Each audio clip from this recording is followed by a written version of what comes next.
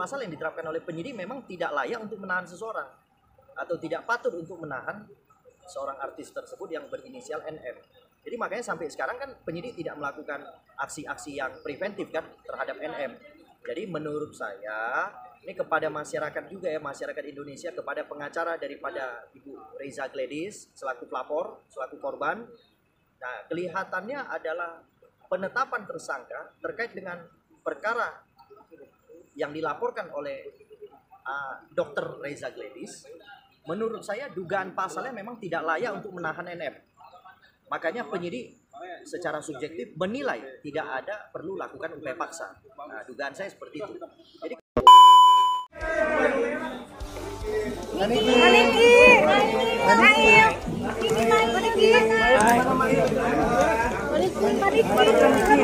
Niki gimana Niki? Baju orang gimana Niki?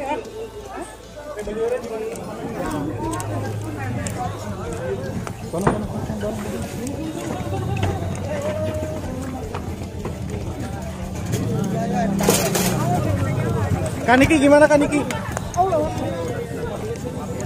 Kaniki gimana Kaniki? Kaniki sih gimana? Keadaannya gimana Kaniki? Kaniki gimana? Tadi gimana pemeriksaan Kaniki? Pemeriksaan tadi berapa? Kaniki? Kaniki gimana? Kaniki buka puasa, pakai baju laris gimana Kaniki? Menyesal gak Nyai? Ada permintaan maaf gak Nyai? Kaniki ya mau dibukungan nih. Gak kapok ya?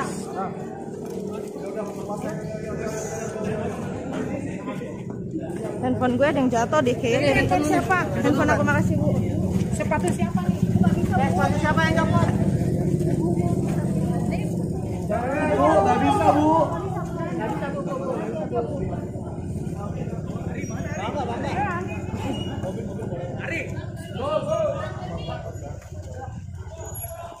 Bos.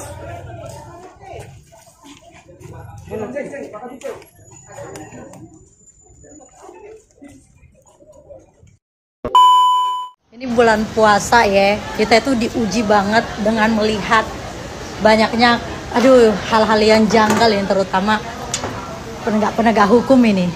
Sekarang kan itu kasus Nikita Mirzani udah jadi tersangka, udah diperiksa juga.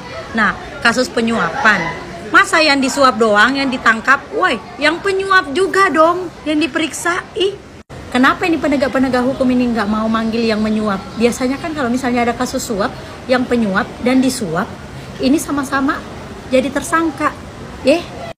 Terus kalian tuh masalahnya apa? Kenapa sampai ada suap menyuap ini? Itu juga dong diselidikin. Kenapa kalian penegak hukum? Udah disuap juga atau gimana? Janggal banget sumpah, ini para penegak hukum benar-benar memperlihatkan dan mempertontonkan secara jelas kepada masyarakat betapa bobroknya tatanan hukum di Indonesia, terutama yang menjalankan ini sistem. Kembali lagi di IO Channel.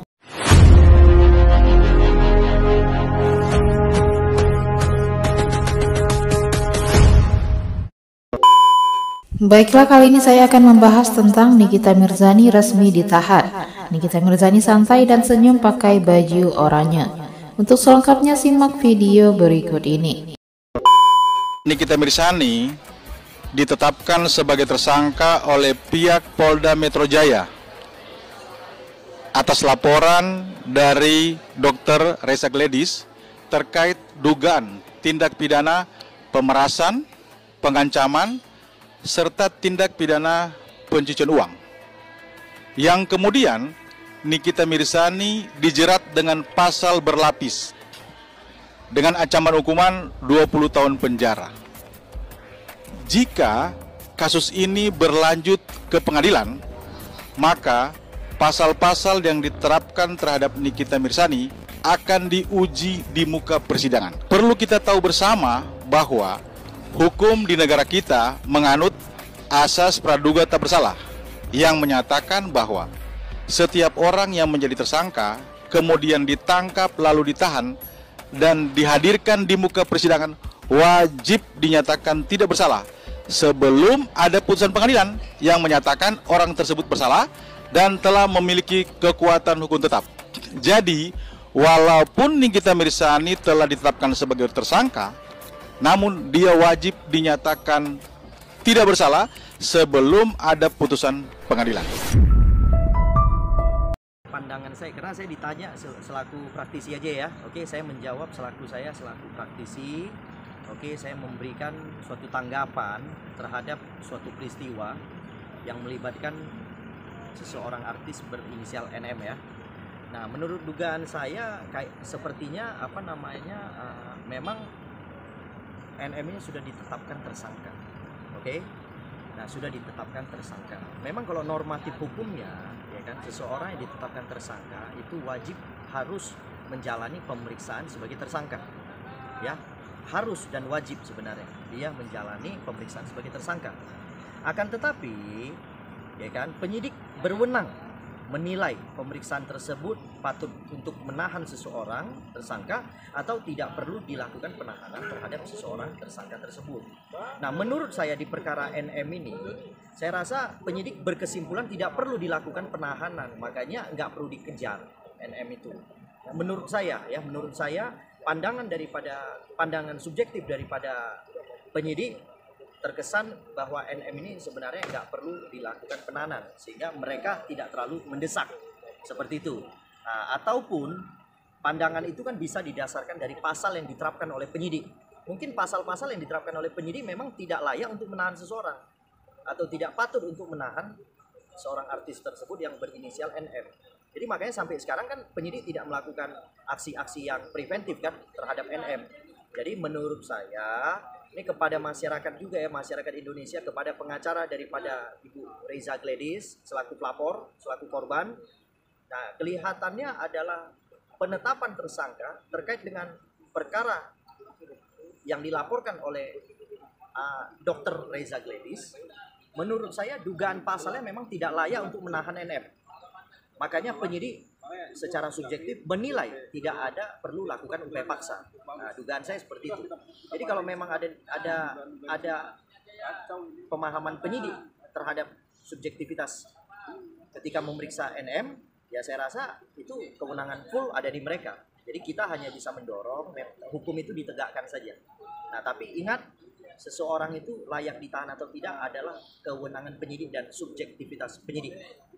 Tapi Bang, kalau melihat bukti-bukti yang ada saat ini kan buktinya bukan hanya 2 bukti ya Bang, tapi banyak gitu. Ya, bukti banyak itu kan sebenarnya adalah bukti yang diperoleh untuk merangkai suatu peristiwa. Ya kan? Nah, ketika peristiwa itu memang benar adanya terjadi, kemudian akhirnya kan NM telah ditetapkan sebagai tersangka. Artinya tugas polisi selesai di penetapan tersangka NM. Nah, tetapi terhadap penahanan MM itu kewenangan 100% penyidik. Melalui apa? Subjektivitas penyidik. Pemeriksaan NM nantinya. Gitu. Nah, jadi karena pasalnya menurut saya nggak bisa menahan, makanya dia tidak dilakukan penahanan atau tidak dilakukan upaya paksa. Seperti itu. Bang, tapi ini kan sebagai tersangka di Polda Metro Jaya. Gue setuju dengan pendapat Bang Deolipa yang mengatakan bahwasannya pidana 20 tahun itu seharusnya Nikita Mirzani itu ditahan oleh kepolisian. Kalau berbicara tentang seorang ibu mencari nafkah, hamil dan lain sebagainya, kayaknya itu nggak masuk di akal. Karena ada banyak sekali contoh ibu-ibu hamil muda dan para pencari nafkah. Bagaimana misalnya orang terjerat TPPU, pemerasan dan lain sebagainya, pejabat. Mereka kerja juga kan, tapi ditangkap kan? Kayak Mira Hayati, dia juga ditahan kan, padahal lagi hamil kan, dan dia seorang ibu kan, dia juga bekerja kan. Terus kenapa Nikita Mirzani ini mendapatkan perlakuan yang seolah-olah sedikit spesial? For your information, pertama yang dilaporin itu adalah si Mail, asistennya ya. Lalu kemudian merembet-merembet, nah ternyata ada keterkaitan dengan si Nikita Mirzani dan juga si Dr. Oki begitu. Oh iya, si Doktif juga. Kita percaya dengan institusi Polri, kita percaya. Tapi tolong Pak, disinilah momentum untuk memperbaiki nama institusi Polri yang memang sudah terlanjur dibuli-buli oleh masyarakat. Nikita Mirzani ini menjadi bahaya ketika apa? Masyarakat tidak mendapat kepuasan dari apa yang mereka harapkan kepada institusi Polri. Toh memang tersangka, jeratannya juga lama sekali, 20 tahun. Saya berharap institusi Polri dapat mempertimbangkan itu untuk menjadi. Nikita Mirzani tampak melempar senyuman kepada awak media yang menunggu dirinya di Polda Metro Jaya. Nikita Mirzani resmi ditahan dalam kasus pengancaman hingga pemerasan terhadap pengusaha produk skincare Reza Gladys. Penahanan Nikita Mirzani tersebut dilakukan setelah ia diperiksa pada Selasa 4 Maret 2025. Ia diperiksa sejak pukul 10 WIB hingga keluar ruang pemeriksaan menjelang petang. Saat keluar, Nikita Mirzani melempar senyuman kepada awak media. Baju oranye tahanan sudah terhampar di pundak ibu 3 anak tersebut. Saat ditanya awak media terkait penahanannya, Nikita tampak santai menjawab. Selain Nikita, asistennya berinisial IM yang juga berstatus sebagai tersangka juga resmi ditahan mulai hari ini. Menurut Kabid Humas Polda Metro Jaya, Kombes Adi Arisyam Indradi, Nikita dan IM akan ditahan selama 20 hari ke depan. Direktorat Reserse Cyber Polda Metro Jaya sebelumnya menetapkan Nikita Mirzani dan asistennya IM sebagai tersangka dalam kasus pengancaman hingga pemerasan terhadap pengusaha skincare Reza Gladys. Kasus bermula dari laporan yang dilayangkan Reza kepada pihak berwajib pada 3 Desember 2024. Nikita dan IM dilaporkan terkait aksi pengancaman, pemerasan hingga tindak pidana pencucian uang. Dalam laporan itu, korban menyebut Nikita Mirzani diduga menjelek-jelekan nama korban serta produk miliknya melalui siaran langsung di TikTok. Lalu pada 13 November 2024, korban mencoba menghubungi terlapor melalui asistennya lewat WhatsApp dengan niat bersilaturahmi. Namun respon yang diterima justru berisi ancaman. Korban merasa terancam dan mengaku mentransfer 2M ke rekening atas arahan terlapor. Pada 15 November, korban mengaku diminta lagi memberikan uang tunai sebesar 2M.